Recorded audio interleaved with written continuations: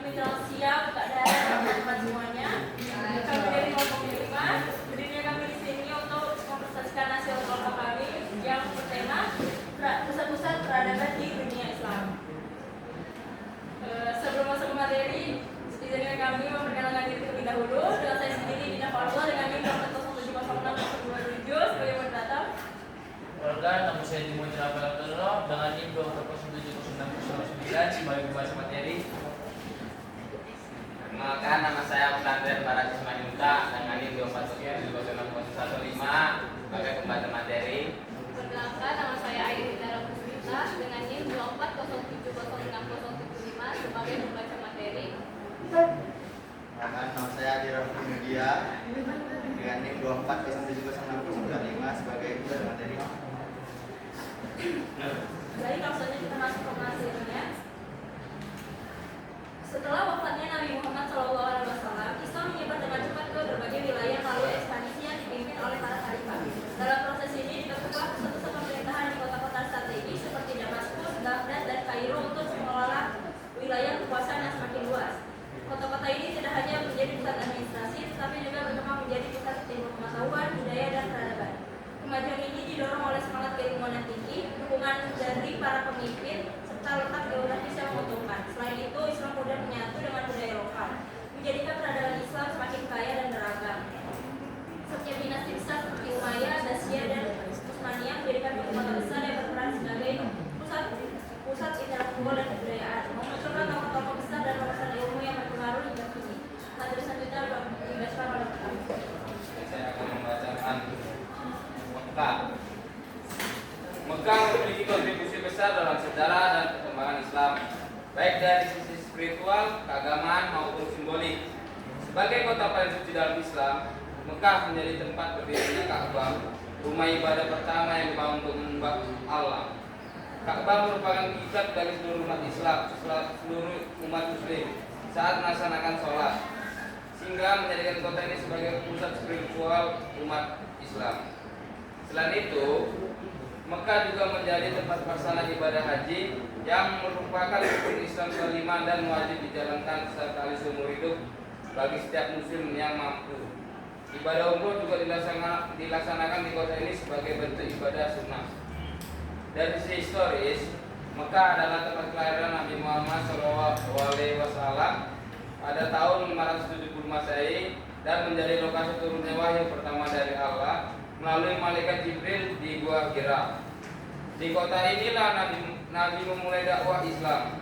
Meskipun menghadapi perlawanan keras dari kaum Quraisy, perjuangan beliau dalam menyampaikan risalah Islam di tengah ancaman, boikot, dan kekerasan menjadi simbol keteguhan hati dan keberanian dalam menegakkan kebenaran. Mekah juga memainkan peran penting sebagai simbol kesatuan umat Islam. Setiap tahun, jutaan muslim dari berbagai penjuru dunia berkumpul di kota ini untuk menunaikan ibadah haji. Momentum ini mencerminkan nilai-nilai kesetaraan, persaudaraan, dan solidaritas global tanpa membedakan ras, warna kulit, bahasa, atau status sosial. Hal ini menegaskan bahwa Mekah bukan hanya menjadi pusat ibadah, tapi juga pusat persatuan umat. Warisan yang ditinggalkan Mekah sangatlah berharga. Keberadaan Ka'bah dan Masjidil Haram tidak hanya menjadi pusat ibadah, tetapi juga menjadi simbol sejarah panjang umat Islam. Perluasan dan pemeliharaan Masjidil Haram menunjukkan komitmen umat Islam dalam menjaga kesucian dan kelestarian. Selain itu, ritual haji seperti tawasai, wukuf di Arafah, dan lempar jumroh adalah tradisi yang syarat makna spiritual dan sosial, serta menjadi bagian dari pelaksanaan syariat Islam.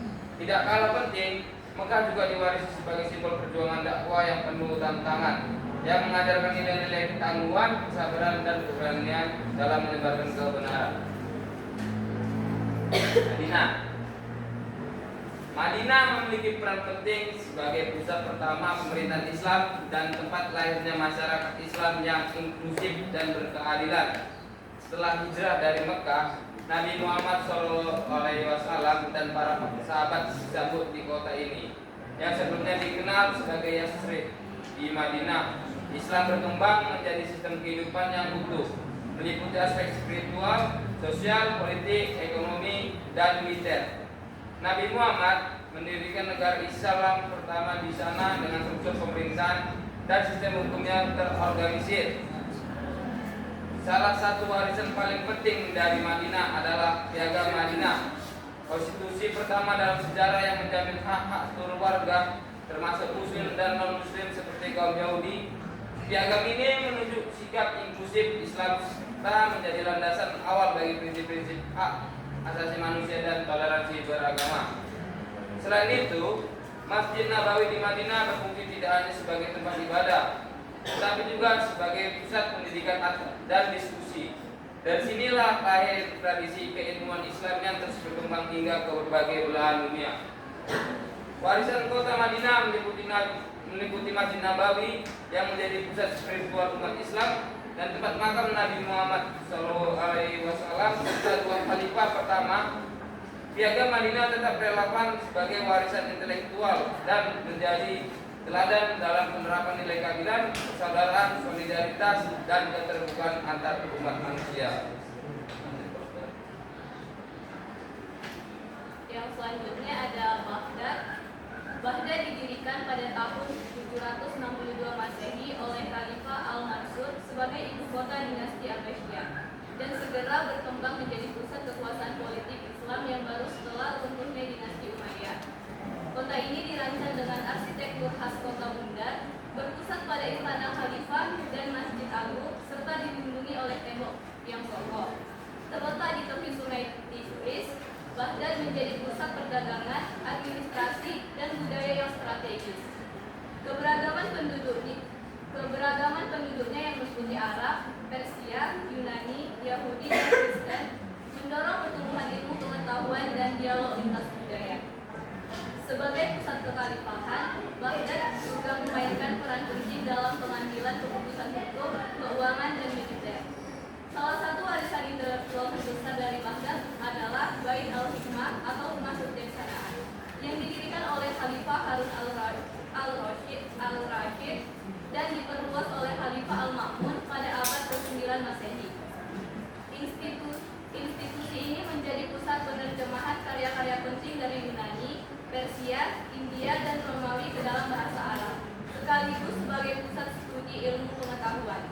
Bait al-Hikmah menjadi tempat berkumpulnya ilmuwan besar seperti Al-Fiqi, Al-Hawarizmi, Hunayn, Ibn Ishaq, dan Al-Farabi. Inilah masa yang dikenal sebagai zaman keemasan Islam, saat Baghdad menjadi pusat peradaban ilmu pengetahuan dunia. Di masa ini, umat Islam tidak hanya mewarisi ilmu klasik, tetapi juga mengembangkannya dengan pendekatan ilmiah dan rasional yang telah menginspirasi kebangkitan intelektual di Eropa. Berikutnya ada Kairo. Kairo yang didirikan oleh dinasti Fatimiyah pada tahun 969 Masehi berkembang menjadi salah satu pusat terpenting dalam sejarah peradaban Islam, terutama dalam bidang ilmu agama, sastra, dan filsafat. Pusat keilmuan ini dipusatkan di Universitas Al-Azhar yang didirikan setahun kemudian. Awalnya sebagai masjid, kemudian menjadi lembaga pendidikan Islam tertua yang masih aktif hingga kini.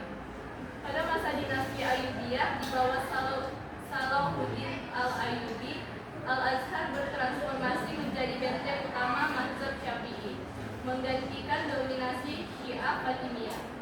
Para ulama besar seperti Imam Al-Nawawi dan Imam Al-Suyuti memberikan kontribusi besar dalam menjadikan Al-Azhar sebagai pusat otoritas keilmuan Islam klasik.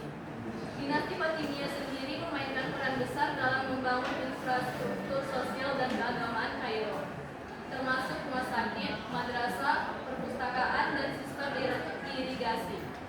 Setelah penjatuhan Fatimiyah, dinasti Mamluk mengambil alih dan menjadikan Kairo pusat politik dan pertahanan dunia Islam. Mamluk membangun madrasah dan masjid megah serta memperkuat peran Al-Azhar, khususnya sebagai respon terhadap ancaman eksternal seperti perang salib dan invasi Mongol. Di bawah kekuasaan mereka, Kairo menjadi jantung intelektual dan spiritual Islam Sunni di Timur Tengah dan Afrika Utara. Kemudian ada Damaskus. Damaskus menjadi ibu kota pertama kekhalifahan Islam di bawah dinasti Umayyah pada tahun 661 sampai 750 Masehi. Setelah Khalifah Muawiyah bin Abu Sufyan memindahkan pusat pemerintahan dari Madinah karena letaknya yang strategis dalam perjalanan politik. Sebagai pusat kekuasaan baru, Damaskus memainkan peran penting dalam ekspansi Islam ke Afrika Utara, Spanyol, Asia Tengah, dan India.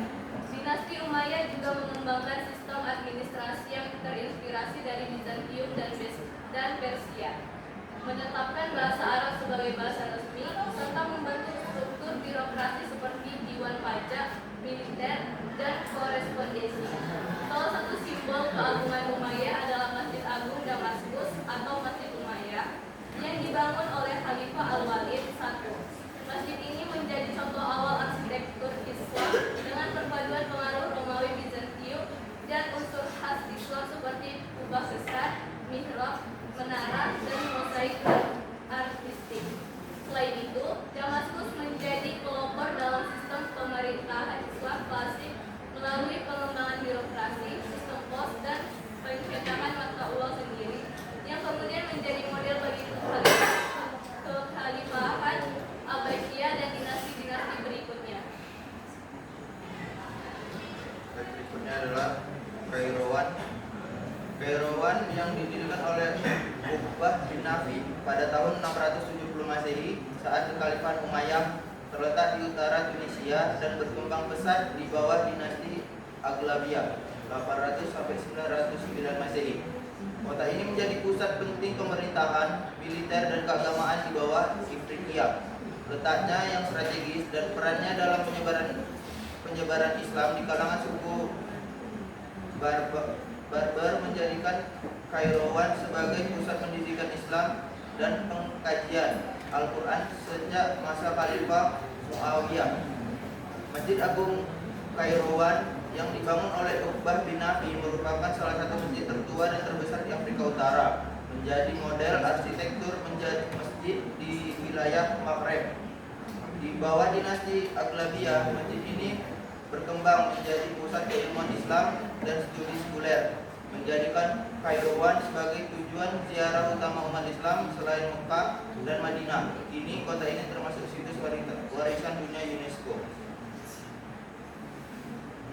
Selanjutnya Isfahan. Isfahan adalah kota bersejarah di Iran yang pernah menjadi ibu kota negara pada abad ke-16 sampai ke-17, terutama pada masa dinasti Safavid. Terletak di tengah Iran, kota ini dikenal dengan arsitektur Islamnya yang megah seperti Masjid Shah, Masjid Lord Pola, dan Naqshband Jahan Square yang kini menjadi situs warisan dunia UNESCO. Isfahan juga terkenal dengan jembatan kunonya seperti Siopol dan Kaju Bridge yang berfungsi sebagai tempat berkumpul warga. Sebagai pusat budaya, Isfahan memiliki tradisi seni yang kaya, termasuk kaligrafi, musik klasik Iran, dan kerajinan tangan seperti karpet Persia, keramik, dan miniatur lukisan. Bazar tradisional menawarkan barang antik dan kuliner khas seperti biryani ala Isfahan dan pasenjan. Semua ini menjadikan Isfahan sebagai kota yang kaya akan warisan budaya dan daya tarik sejarah. Selanjutnya ada Istanbul. Istanbul yang sebelumnya dikenal sebagai Konstantinopel ditaklukkan oleh Sultan Mehmed II pada 1453 dan menjadi ibu kota Kesultanan Utsmaniyah. Kota ini berkembang menjadi pusat pemerintahan, keagamaan, dan budaya Islam. Istanbul menjadi tempat berkumpulnya ulama, ilmuwan, dan seniman yang mempengaruhi perkembangan ilmu pengetahuan, filsafat, astronomi, dan arsitektur Islam. Arsitektur monumental seperti Masjid Biru, Masjid Sulaimani, dan konversi Hagia Sophia menjadi simbol kekayaan Utsmaniyah. Istanbul juga dikenal sebagai pusat pengembangan seni kaligrafi dan manuskrip Al-Quran serta koleksi artefak bersejarah. Meskipun mengalami perubahan besar setelah menjadi republik, Turki tetap mempertahankan warisan Islam melalui kebijakan sosial, budaya, dan politik yang memperhatikan hak-hak wanita dan kebebasan beragama. Partai-partai Islam juga berkembang dan mempengaruhi jalannya pemerintahan di Turki. Selanjutnya ada detik. Islam masuk ke India pada abad ke-7 melalui perdagangan dan dakwah yang damai. Ada dua golongan Muslim di India, sebagian asing yang membawa Islam dan penduduk asli India yang masuk Islam. Di New Delhi, komunitas Muslim mayoritas menganut mazhab Hanafi dengan sebagian kecil Syiah. Sejak 2000, kesadaran untuk mempelajari Islam tumbuh. Terlihat dari banyaknya taman pengajian Al-Quran yang aktif di masjid-masjid. Ini mencetak banyak hafiz Al-Quran. Taj Mahal yang dibangun oleh Shah Jahan pada abad ke-17 menjadi simbol kejayaan dinasti Mughal. Meski beragama Islam, Shah Jahan menerapkan kebijakan toleransi agama, memberikan kebebasan beragama bagi rakyatnya. Taj Mahal bukan hanya lambang cinta, tetapi juga cerminan kemajuan dan stabilitas kerajaan Mughal di tengah masyarakat majemuk. Dengan demikian, Islam di India berkembang melalui proses damai, menciptakan kontribusi besar dalam budaya dan sejarah India dengan New Delhi dan Taj Mahal sebagai peringatan. Selanjutnya ada Andalusia. Andalusia yang terletak di semenanjung Iberia menjadi pusat peradaban Islam selama lebih dari 7 abad, dimulai sejak penaklukan bangsa Moor pada abad ke-8. Wilayah ini dikenal sebagai suatu peradaban multikultural di mana Muslim, Kristen, dan Yahudi yang berdampingan dalam toleransi tinggi. Kota Cordoba menjadi pusat intelektual dunia Islam dengan perpustakaan besar yang menyimpan karya-karya filsafat dan ilmiah dari Yunani dan Romawi yang diterjemahkan ke dalam bahasa Arab dan kemudian mempengaruhi pemikiran Eropa. Dalam bidang kedokteran, Andalusia berkembang pesat dengan adanya rumah sakit besar dan ilmuwan seperti Al-Zahrawi yang mengembangkan teknik bedah. Ilmu pengetahuan, filosofi, dan kedokteran di Andalusia turut memajukan pengetahuan yang kemudian dibawa ke Eropa. Toleransi beragama memungkinkan kolaborasi antara ilmuwan Muslim, Kristen, dan Yahudi yang berkontribusi pada perkembangan ilmu pengetahuan. Bahasa budaya Andalusia dapat dilihat dari asli Victor Megah seperti Masjid Agung Cordoba dan Alhambra serta karya sastra dan seni. Meskipun kekuasaan Muslim di Andalusia berakhir pada abad ke-15, pengaruhnya dalam ilmu pengetahuan dan budaya tetap bertahan, memberikan kontribusi penting terhadap periode Renaissance di Eropa. Selanjutnya ada Transoxiana. Transoxiana yang mencakup kota-kota besar seperti Bukhara dan Samarkand di Asia Tengah menjadi pusat peradaban dan ilmu pengetahuan pada abad ke-8 hingga ke-13. Bukhara dan Samarkand dikenal sebagai pusat pendidikan dan intelektual dengan banyak ilmuwan besar yang lain sana. Al-Khwarizmi, matematikawan asli Bukhara, dikenal sebagai Bapak Al-Jabar dan memberikan kontribusi besar dalam perkembangan Al-Jabar serta sistem Al-Arab. Karya-karyanya seperti Al-Kitab Al-Mukhtasar fi Hisab Al-Jabr wal Muqabalah menjadi dasar bagi matematika modern. Sementara itu, Ibn Sina Avicenna, ilmuwan dari wilayah ini, menulis Al-Qanun fi Al-Tib yang menjadi referensi utama dalam kedokteran di dunia Islam dan Eropa. Bukhara dan Samarkand memainkan peran kunci dalam menyimpan dan mengkaji bahasa ilmiah dari berbagai budaya, serta menyebarkan pengetahuan di dunia barat melalui terjemahan dan interaksi budaya.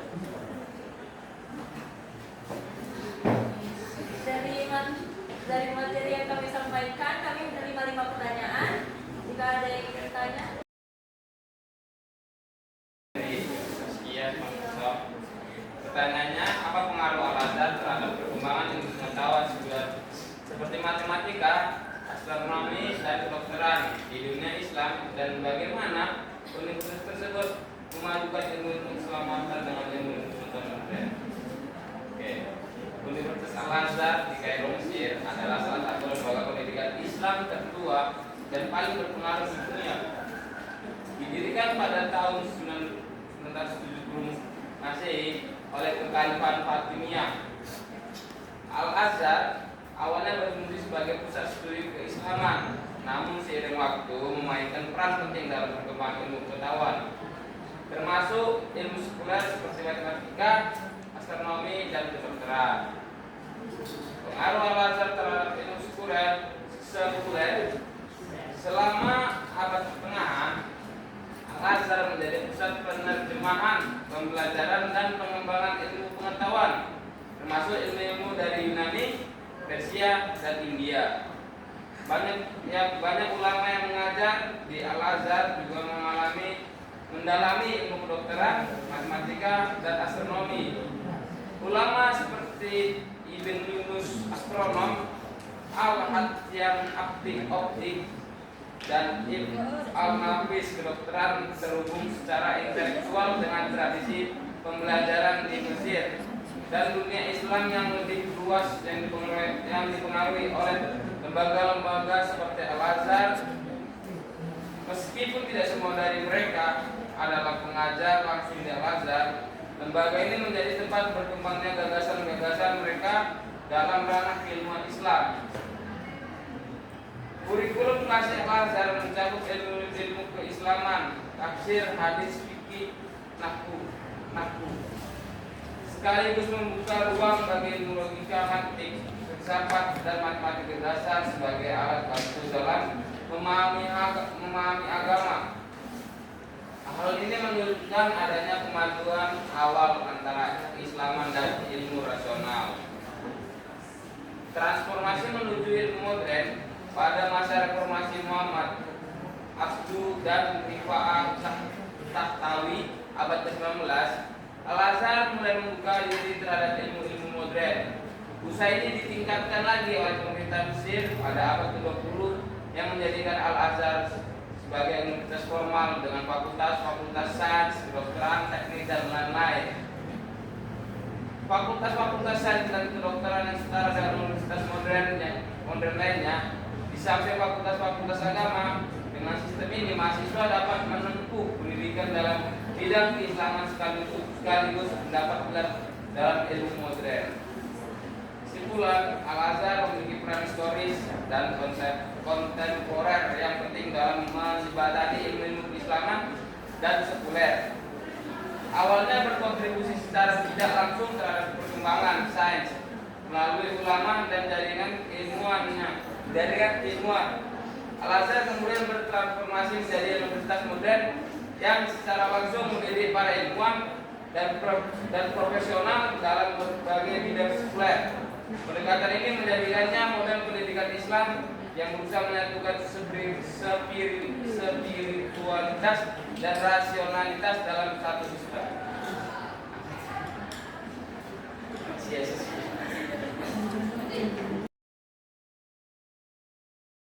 Saya akan menjawab pertanyaan dari Tiara.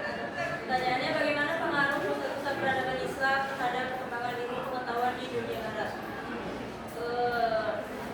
Ada 4 pengaruh utama. Yang pertama itu adalah penelusuran dan penerjemahan ilmu pengetahuan kuno. Ilmuwan Muslim di pusat-pusat seperti Baghdad atau Baitul Hikmah, Kairo, dan Andalusia menerjemahkan karya-karya filsuf dan ilmuwan Yunani seperti Aristoteles, Plato, Galen, dan Ptolemeus ke dalam bahasa Arab. Karya-karya ini kemudian diterjemahkan kembali ke dalam bahasa Latin oleh sarjana Barat, terutama melalui pusat-pusat pembelajaran di Spanyol dan Sisilia.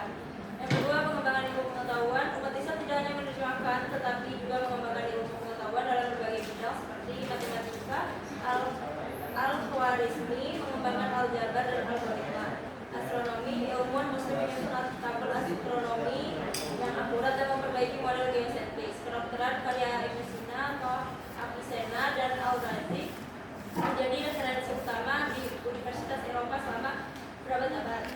Filsafat, pemikiran Ibnu Rushd dan Al-Farabi mempengaruhi filsuf Kristen seperti Thomas Aquinas.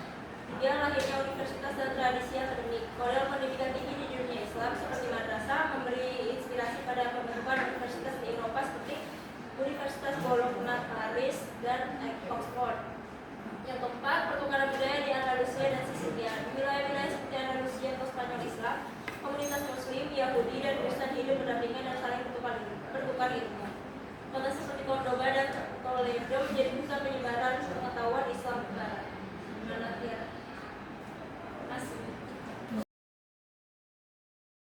Selanjutnya saya akan menjawab pertanyaan dari Maria. Pertanyaannya, bagaimana pusat-pusat peradaban Islam seperti Istanbul dan Damaskus beradaptasi dengan perubahan politik dan sosial selama masa kekhalifahan?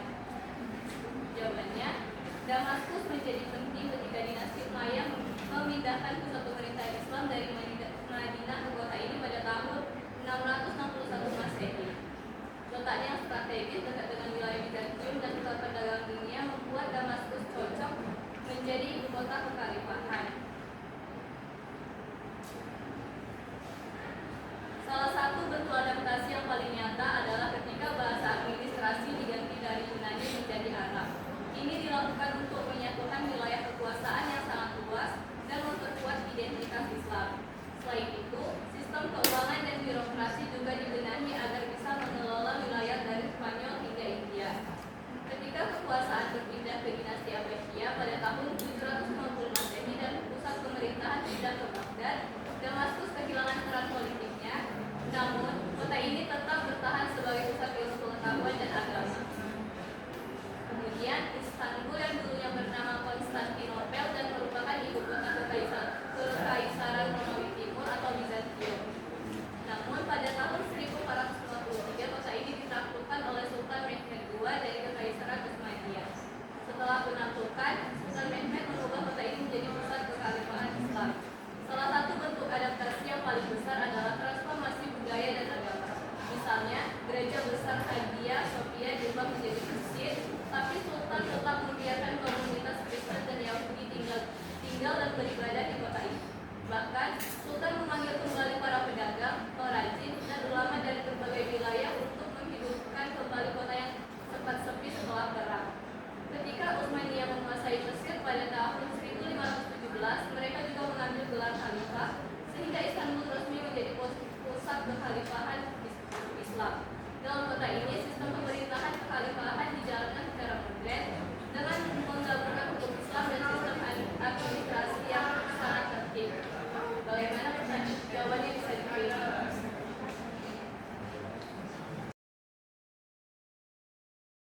Di sini saya akan menjawab pertanyaan dari papan. Pertanyaannya,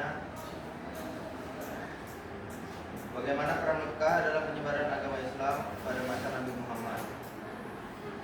Mekah memiliki peran yang sangat penting dalam penyebaran agama Islam pada masa Nabi Muhammad. Sebagai kota kelahiran Nabi Muhammad, Mekah menjadi tempat awal turunnya wahyu dan pusat dakwah Islam pertama. Mekah juga merupakan kota yang strategis karena menjadi pusat perdagangan dan ziarah, sehingga pesan Islam dapat tersebar luas melalui para pedagang dan peziarah yang datang ke Ka'bah.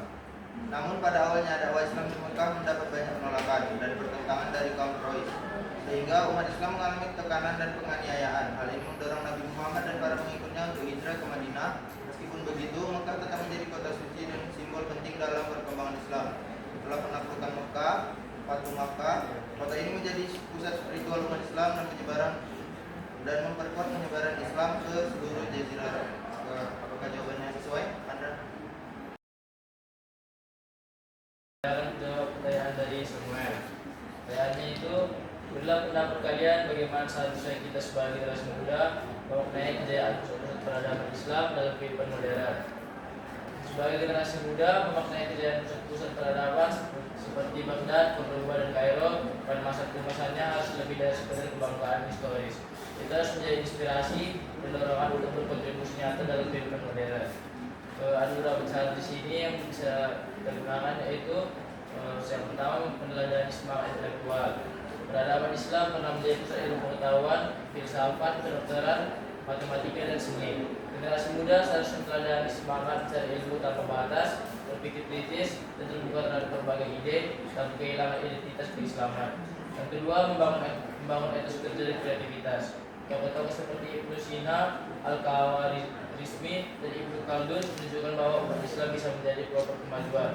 Kita perlu menumbuhkan etos kerja yang kuat, semangat inovasi, dan kontribusi nyata dalam teknologi, ekonomi, pendidikan, dan lingkungan sosial. Yang ketiga, ada menggabungkan iman dan sains. Kejayaan Islam tidak pernah memisahkan agama dan ilmu. Generasi muda dapat memaknai ini dengan membangun peradaban modern yang tetap berakar pada nilai-nilai keimanan dan etika Islam, namun maju secara ilmiah dan rasional. Akan diterima.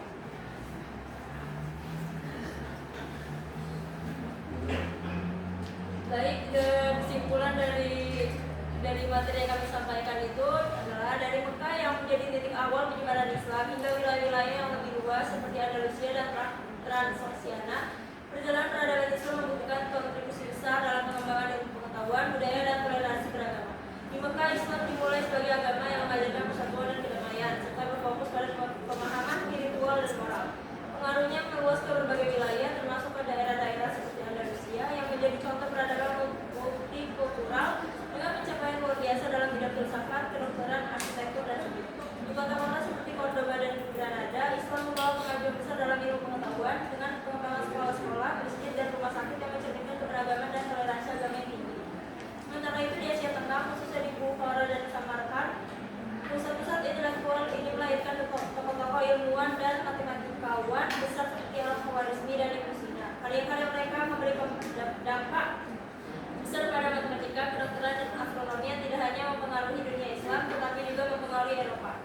Seluruh perjalanan ini mencerminkan bagaimana peradaban